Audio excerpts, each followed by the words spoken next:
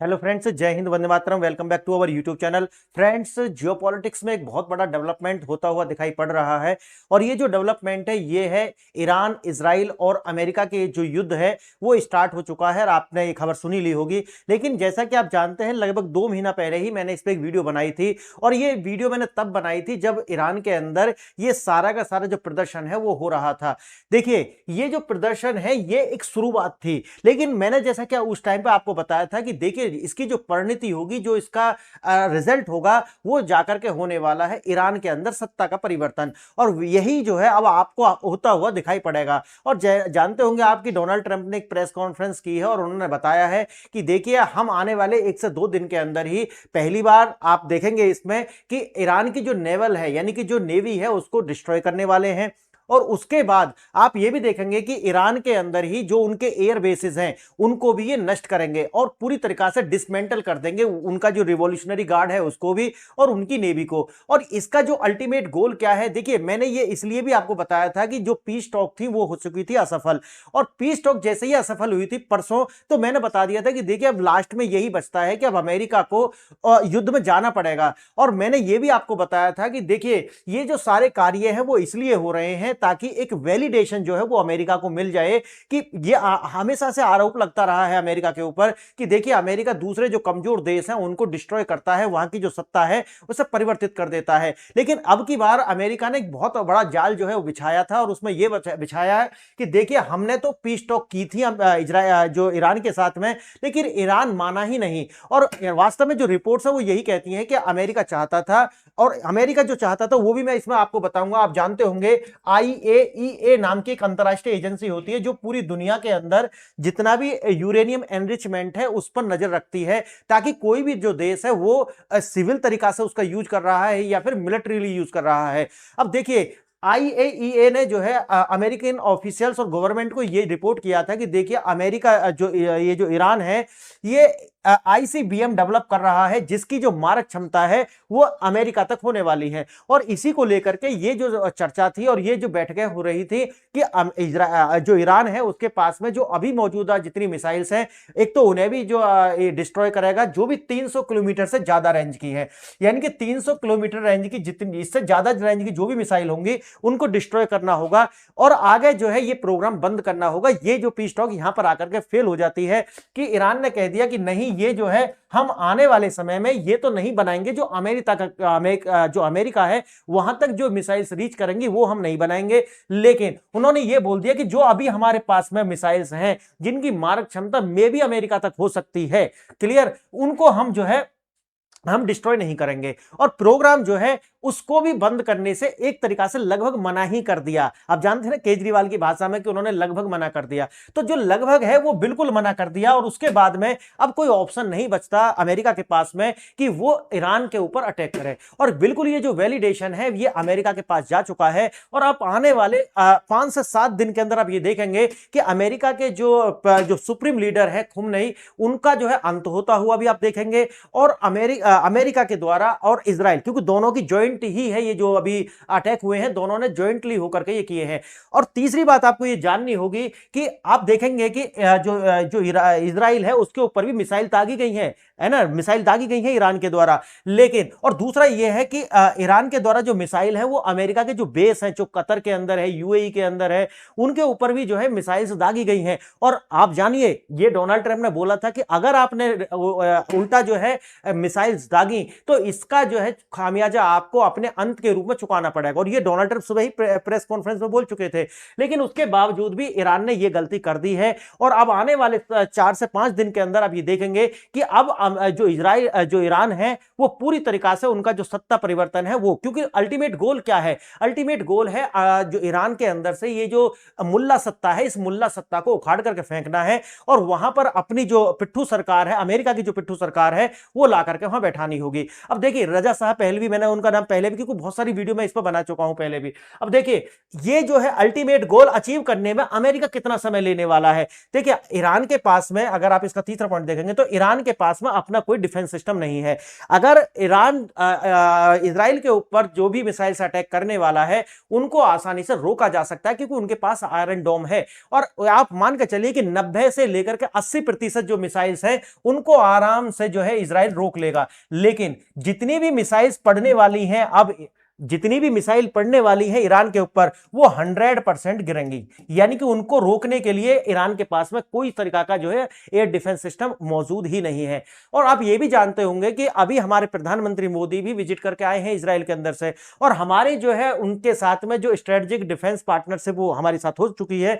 तो अब वो ऐसा भी लगता था, वैसे तो अब पाकिस्तान जो है वो खुद भी जो है अफगानिस्तान के साथ में बहुत बुरी तरीका से फंस चुका है, लेकिन फिर भी एक तरीका से देखा जाए तो कहीं जो पाकिस्तान है वो बीच में ना आए, समझे। उसको देखते हुए भारत ने भी सुबह ही आज देखा होगा आपने कि पाकिस्तान के लिए एक एडवाइजरी जारी कर दी है, और उन्होंने ये कही है कि एक चुनौती एक जो है जारी कर दी है कि बिल्कुल गलती मत कर देना, नहीं तो अब की बार हम जो है बहुत ज्यादा एग्रेसिव है और हो सकता है ऑपरेशन 2.3 जो है वो होने की संभावना हो। तो ये जो है चारों ओर से इस तरीका का जो एक सिनेरियो डेवलप हो रहा है इंटरनेशनल पॉलिटिक्स और जियो पॉलिटिक्स के अंदर, आज इसका थोड़ा सा विश्लेषण करेंगे। मैंने भूमिका आपको बता दी है, और ये तो आपको पता चल गया है कि अमेरिका और इजराइल के द्वारा जॉइंट तरीका से ये जो है अटैक जो लॉन्च किया गया है ईरान के ऊपर। अच्छा, ईरान में ये कहां पर किया गया है? ये किया गया है जो खुमनई है उनके निवास के ऊपर किया गया है, और जैसे ही हमला की चेतावनी आती है तुरंत जो है खुमनई है वो टनल्स में जाकर के कहीं पर छिप जाता है। अब देखिए ये तो छिप गया है, और क्योंकि आप जानते हैं कि सिविलियंस के लिए तो पहले ही गाइडलाइंस जारी हो गई है कि भाई घर से बाहर नहीं निकलना है, और जो भी सिविलियंस हैं उनके लिए तो अमेरिका लड़ ही रहा है एक तरीका से। अगर हम अमेरिका की बात करें तो उन्होंने जारी किया है कि सिविलियंस को कोई भी कैजुअलिटी हम नहीं पहुंचाएंगे, लेकिन आप जानते हैं कि जो कोलेटरल डैमेज तो होता है वो तो बिल्कुल होने वाला है। आगे देखना, रणनीतिक ठिकानों पर प्रहार किया है, जैसे तेहरान के अंदर जो राजधानी है, प्रेसिडेंशियल कॉम्प्लेक्स जितना भी वो एरिया है उसके ऊपर लगातार मिसाइलें दागी जा रही हैं।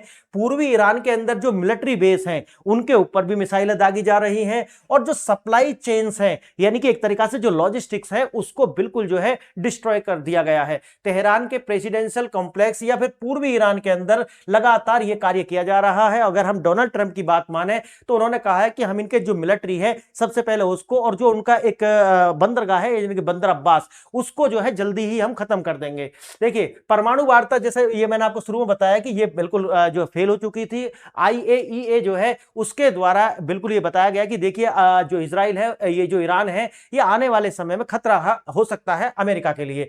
अब उन्होंने कहा कि देखिए हमने तो ये प्रिमिटिव जो स्ट्राइक्स हैं वो की हैं, अब प्रिमिटिव स्ट्राइक्स ये है कि अमेरिका को खतरा है इससे, और इसी खतरा को भांपते हुए अमेरिका ने अपना एक वैलिडेशन प्राप्त कर लिया है कि देखिए ये जो है ईरान मान ही नहीं रहा है और इसको सबक सिखाना बहुत ज्यादा जरूरी है। अब इससे कोई ये नहीं कह पाएगा कि नहीं अमेरिका ने ताकतवर होने के नाते एक कमजोर देश पर जो है एयर स्ट्राइक की है, तो अब ये वाला जो है वो नहीं मिलेगा आपको देखने के लिए। देखेंगे आगे रणनीतिक और घरेलू कारक क्या है। जैसे मैंने आपको बताया इसमें अमेरिकी घरेलू राजनीति और नेतृत्व की भी एक भूमिका है। अब बहुत सारी वीडियोस में मैंने आपको बताया है कि देखिए नवंबर के अंदर चुनाव होने वाले हैं अमेरिका के अंदर। अब अमेरिका के अंदर जो मिड टर्म इलेक्शन होंगे उनमें अमेरिका के जो राष्ट्रपति डोनाल्ड ट्रंप है उनकी जो अप्रूवल रेटिंग है वो लगभग 30% तक जो है गिर चुकी है। अगर ये हारते हैं चुनाव या फिर इनका इंपीचमेंट होता है तो आगे जाकर के इनके लिए कानूनी दांव पेच में फंसना बहुत ज्यादा वाजिब हो जाएगा। और इसीलिए डोनाल्ड ट्रंप ये दिखाना चाहते हैं कि मैं एज ए यूएस प्रेसिडेंट एक कमजोर प्रेसिडेंट नहीं हूं, और वही काम मैं करूंगा जो बराक ओबामा ने किया है, यानी कि एक तरीका से मजबूत राष्ट्रपति दिखने के लिए। और अपने जो व्हाइट स्किन्ड क्रिश्चियंस हैं यानी कि जो एक तरीका से राइट विंग को रिप्रेजेंट करते हैं, क्योंकि डोनाल्ड ट्रंप जो है राइट विंग पार्टी से आते हैं, और उनके जो उनके समर्थक हैं वो बिल्कुल वही है, व्हाइट सुपरमेसी को जो है सपोर्ट करते हुए दिखाई पड़ेंगे। तो आप ये देखेंगे कि अपनी अप्रूवल रेटिंग बढ़ाने के लिए और अपने जो अपनी जो अप्रूवल रेटिंग बढ़ाने के लिए और राजनीतिक सत्ता में बने रहने के लिए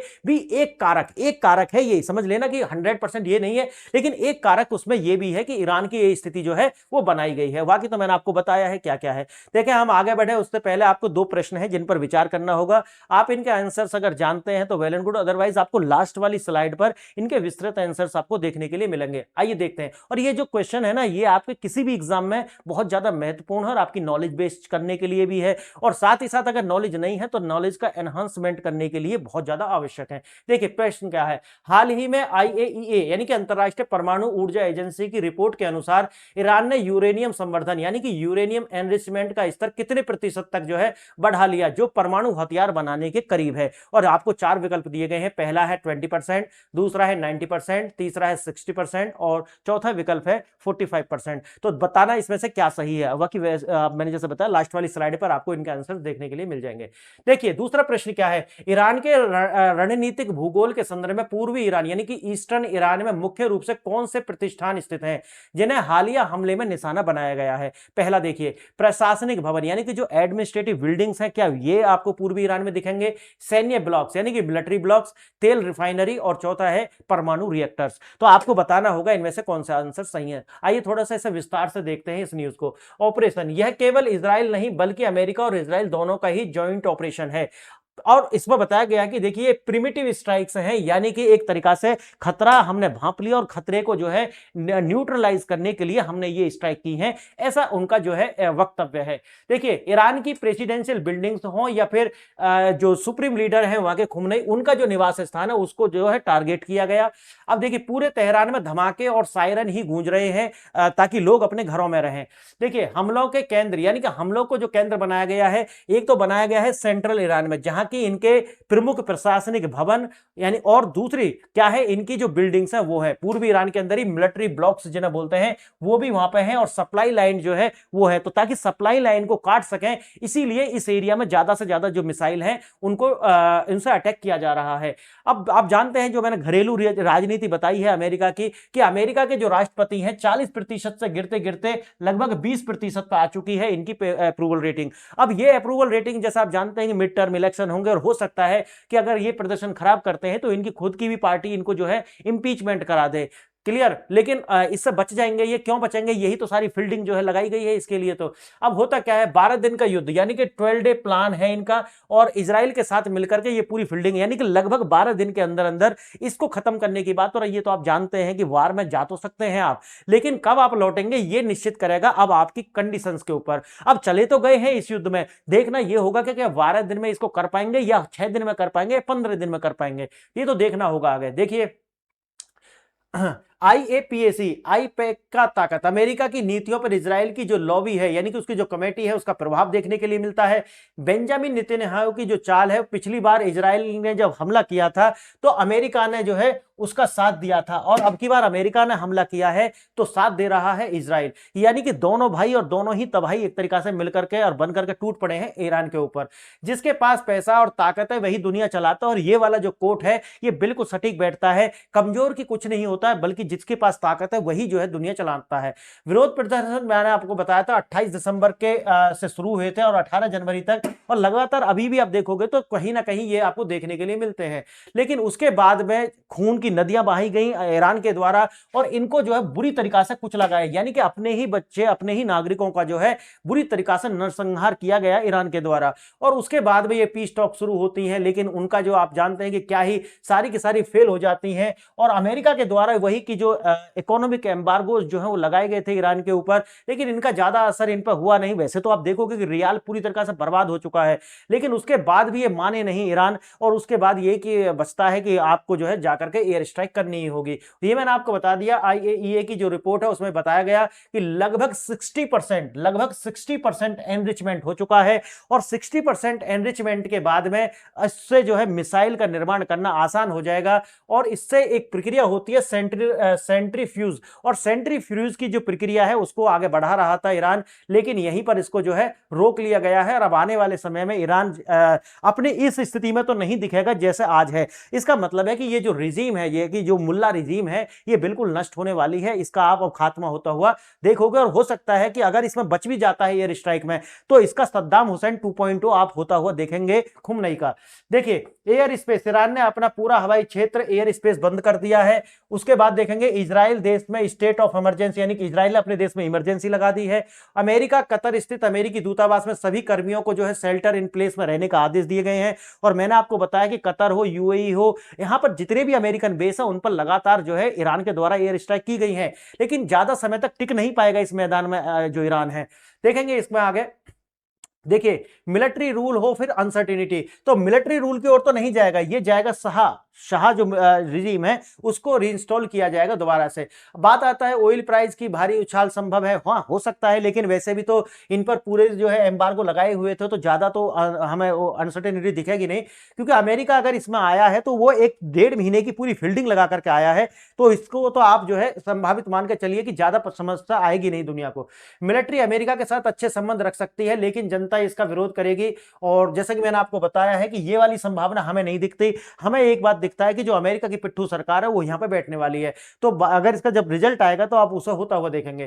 तेल की कीमतें वही है कि जैसे मैंने बताया कि थोड़ा बहुत आपको अपर डाउन दिखेगा, वैसा ज्यादा इसमें अंतर नहीं दिखेगा। अगर हम निष्कर्ष की बात करें, अगर जियोपॉलिटिक्स और अमेरिकी चुनावों से प्रेरित है, एक तो ये निकल करके आता है कि भाई देखिए उनकी अपनी डोमेस्टिक पॉलिटिक्स इसके अंदर शामिल है। दूसरा है ईरान की न्यूक्लियर क्षमता को नष्ट करना प्राथमिक उद्देश्य है, ये तो है, लेकिन एक और इसी के अंदर एक उद्देश्य है, वो है रिजीम चेंज करना, यानी कि रिजीम चेंज करना इनका अल्टीमेट गोल है। बाकी तो न्यूक्लियर फैसिलिटी तो अपना बंद हो जाएंगी जब अमेरिका की समर्थित सरकार यहां पे आएगी। और तीसरा है आने वाला समय मध्य यानी कि मिडिल ईस्ट के लिए अस्थिरता भरा होगा, और मेरा मानना यह है कि जो मिडिल ईस्ट है उसके लिए आज तक कोई भी समय ऐसा नहीं जब स्टेबिलिटी का आया हो, क्योंकि जिस तरीका की मेंटलिटी इस एरिया में रहती है वो बिल्कुल, और ये भी आपको बता दूं कभी भी भविष्य में भी, अभी ये आपको आने वाले 100-150 साल कोई भी स्टेबिलिटी आपको देखने के लिए इस मिडिल ईस्ट के अंदर नहीं मिलेगी।